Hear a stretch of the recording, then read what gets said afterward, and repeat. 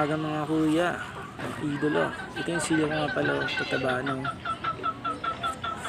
Ilang days pa lang pero sobrang lalaki nila kung titingnan.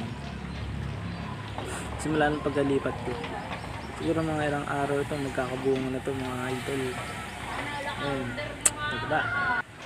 Ito yung paligid, nilagyan ko ng ano kasi ang dami kong hayop yung tulad sinabi ko ng nakarang vlog. Ayun, parang hindi pasukan. Ito yung aking mga sibuyas. Ayan po. Ito yung mga sibuyas ko mga kuya. Ito yung aking mga gabi. Ayan, nagkakadahon na rin. Ito ang aking natural environment farm.